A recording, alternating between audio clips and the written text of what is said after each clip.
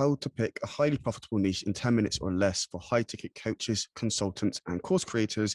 And if you are kind of like asking yourself this question, this is probably going to be one of the most fundamental steps for you to be able to make money online in your business. And if you stay in towards the end, I'm actually going to give you away a free resource, which I spent about an hour putting together for you, where I'll have, I think it's like 19 examples of different niches that you can kind of go into. Okay, so if you just bear with me 1 second, I'm just going to quickly pull up my screen and share with you this free resource, and I can just basically walk you through it step by step so you know exactly what you need to do, and you should be able to pick your niche within about 10 minutes or less. Okay, guys, so I've just pulled up this free resource on the screen here. So if you want to get your hands on this stuff, please do click on the first link down in the description, not the description, sorry, the comment section down below, and you'll be able to get your hands on this free copy. So before I kind of like dive into all the nitty gritty details of this thing, if you do want to kind of like edit this and just sort of make it your own, I've left some instructions here on how to do that stuff there. So you literally just need to go to File, just click up here, and then you need to go down onto make a copy, and then you should be able to just basically make yourself a copy there and edit this this document. Okay. So the very first thing you need to understand about sort of picking a highly profitable niche, if you're a coach, consultant, or course creator, is the big three. Okay, so like what is the big three? There are three really profitable niches, within the market, and then within those three niches there are multiple sub markets. Okay, so the big three are health, wealth, and relationships. Okay, so these are the most profitable niches within the market. Now, within these, like I just said, there are tons and tons and tons of sub markets. Okay, so essentially, you don't want to just go for health niche, you don't want to go for a wealth niche, you don't want to go for the relationship one. You want to go for you want to pick one of these three and then go for one of the sub markets below. So I've just basically given you like a bunch of examples. I think there's about 19 different examples here on this sheet for you. Okay, and there is tons more. So maybe if you can think of some, I suggest just kind of going onto this sheet, just basically editing this document and basically just adding whatever it is that it's basically going to go into these sections here. So I'll just sit down for like 20 minutes, just sort of brainstorm, and any sort of thoughts that kind of pop into your head on these additional kind of like sub markets, just jot them down, because it's going to be helpful for you later on as we continue to go through this document. So as you can see in like the health niche, there are a bunch of sub markets. We have like personal training, we have gym owners, we have supplements, fitness equipment, weight loss, bodybuilding, dentists, we have chiropractors, we have yoga. Okay, so there are like tons more, but these are some of like the really kind of popular niches within kind of like the health sector. And if you really think about it, there's always going to be, no matter where you are in the world, there's always going to be people that are looking to improve their health, whether it's to do with their diet, whether it's to do with like losing weight and stuff like that. And this is why this is one of the most profitable niches in the industry, because no matter what, health is always going to be a big thing for a lot of people all over the world. Okay, so the next one we have is wealth, and again, it's the same as the kind of like health thing, is there's always going to be people that are looking for ways to kind of improve their finances, improve their wealth and stuff like that. So again, this is another reason why this one is is in the big three, and it is really kind of just an amazing niche to kind of be in. So here I've just sort of given like three examples. Number one is exactly what I do. It's kind of like helping people start a coaching or consulting business, or helping them kind of scale stuff like that. An affiliate marketing business, obviously this is kind of like what I was doing before, so I've kind of given that example here. And then we have things like e-commerce. Okay, before I kind of like continue on this one, if you are getting value from this, don't forget to smash that like button, subscribe to the channel and switch on the notification bell so you don't miss out on any future content.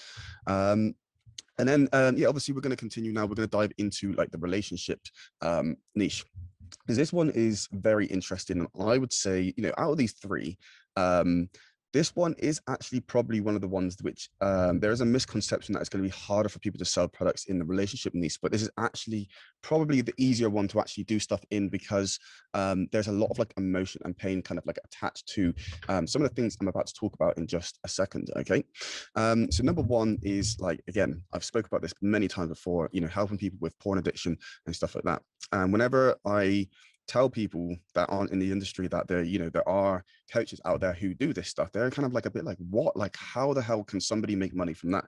And this is truth, because like, let's just say, for example, that you're married for 20 years, okay, and you're just somebody that's got a little bit of a kind of like a jealous personality, and then you find out that your partner is doing this stuff online. Obviously that can sort of cause a lot of friction and a lot of kind of like problems in relationships, right?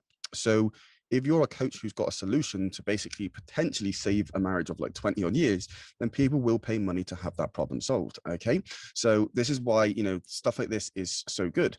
Again, here down here, we have, you're helping people conceive a baby. Now, if you're somebody that's been trying and for whatever reason, you're just kind of like infertile and it's just not working for you, and then you come across somebody who's got a high success rate of actually doing this stuff, then obviously people will pay money to have this problem solved. And this is kind of obviously something that's really kind of like important to a lot of people. They may have planned this stuff their entire life. They try to have a baby, and then for whatever reason it just doesn't work. So if they found somebody that has a high success rate of doing that, then of course that's going to be a valuable service to that person. The relationship coaching niche is another one. And then like things like, online dating, there may be people that kind of struggle with this stuff.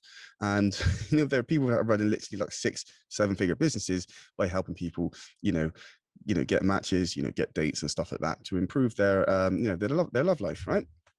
So basically what I would do here is I would just basically go through, obviously, like I said, you'd sit down and brainstorm, okay, tap out, whatever kind of things that pop into your head, or any other kind of like sub markets. And then from there, I would kind of like sit there and just pick one that you are interested in, something that you're passionate about, okay? And then from there, the next step is to really kind of figure out like the pains and problems of that market. Okay, so we're going to start with this one here. So why do we want to figure out if there are any kind of pains and problems in this market? Because essentially your service is going to be kind of based around solving that problem. That's what you're going to be selling. Okay, so there's a simple formula that is used for pretty much any buying decision. Okay, so you have somebody's current situation here, and then you have their desired situation. Okay, and then there's a gap between their current situation and their desired situation. So your service should just be something that positions itself in the middle as the vehicle to drive them from that current situation to their desired situation. Okay, so I'm going to give you a quick example. Okay, so let's just say, for example, that I've just lost my job, I've been sacked, and then I'm quite worried because obviously I need money to obviously pay bills, look after family and stuff like that. So my current situation is I have no job. My desired situation is to have income so that I can obviously support myself. Okay, now if an online coach or someone like that is basically saying, look, I have this product, okay, which can teach you how to start and grow an online business, and essentially that could take me from my current situation to the desired situation, then that coach is essentially going to be the vehicle which is going to drive me from where I am to where it is I want to go. Okay, so the reason that we're doing this market research to figure out kind of like problems is essentially if we can find a really painful problem in the market, people will pay money to have that problem solved. Okay, so let's just say, for example, that I'm a gym owner, right? And for whatever reason, I don't really like massively know this industry too well, but I'm just going to select, say, for example, that, they're just basically not able to get any clients in through the door, not able to fill their gym out. They're not making much money. They're really struggling to kind of get people in. They're trying, they're, handing out flyers. They're trying all of these different things, and it's just not working. Now, an agency, okay, who focuses on lead generation, who could maybe kind of like run some ads for this gym owner and essentially could possibly potentially kind of, fill this gym, within a couple of months, that is a problem worth solving. Okay. And as a gym owner, if I've got no customers in there, I would pay, multiple thousands to have that problem solved, because if that's going to mean that my gym's filled for the next year, I'm going to make way more money than I'm going to invest it from it. Okay, so I hope this is all kind of making sense for you. Just to make sure that it is, if this is all making sense, can you please just put like a yes down in the comment section, just so that I know that, this stuff is making sense and, you're able to kind of follow exactly what I'm kind of telling you here. So yeah, once we've kind of like, gone through all that stuff there, obviously you've been kind of sort of figuring out, what kind of pains there are. Okay, so the next question you want to ask yourself is there a painful problem to be solved in that niche? You're obviously going to brainstorm, added additional things to that list above. But then obviously you're looking for a problem. Now, if there isn't a painful problem to be solved, then this isn't the niche for you, because essentially the service that you're going to be selling and actually making money from it is going to be the solution to your audience's problems, right? So if you can't find one, just pick a different one. That one's not going to be for you, right? The next question to ask yourself is, are you passionate about this niche, or are you literally just picking it because you see loads of people making money in that niche, right? Um, if it's because there's lots of people making money, then do not select this niche, because if you're not passionate about it, I've put this here, I've actually highlighted it in green, just to kind of let you know, because this is something that I've done before. I've gone and picked niches because it's one that I see a lot of people making money in, but it's not something that I'm really passionate about. Okay. And what ends up happening is, where you're not passionate about it and you're working on it every day, it kind of drains every last ounce of energy that you have. And therefore you basically burn yourself out, and you don't enjoy it. It's good, it's going to crumble, okay, because it's not something that you're actually interested in.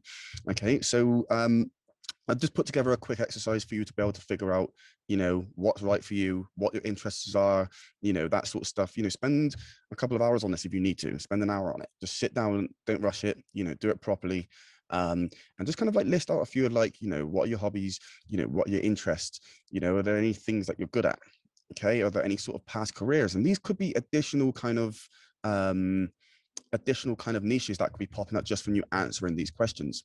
Okay, so maybe you've had a past career in, like, some, let's just say, for example, some like scaffolding industry, right?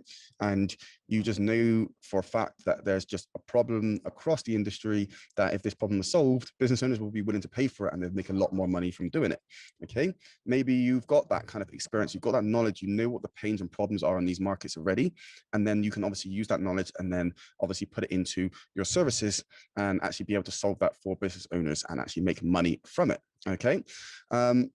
So yeah, you just basically want to spend about, kind of like 10 minutes just sort of sitting down, at least 10 minutes, spend an hour if you have to, spend 2 hours if you have to. You don't really want to kind of like rush this stuff. But I would basically do this in like multiple sittings. Okay. So what I would do is I would sit down, I'd maybe spend like 15-20 minutes on answer all of these questions. And then, I'd maybe go out, I'd grab a coffee or something. I'll sit down in a coffee shop and I would pull this back up and I would just sort of think, okay, like, what other things have I missed? Okay. And then really just kind of like, jot it all down here. And then from this list, you should literally be able to really sort of just figure out, you should be able to go through this whole thing, minimum sort of spend about 10 minutes filling out these questions, and you should be able to pick a highly profitable niche in 10 minutes or less, using this example right here.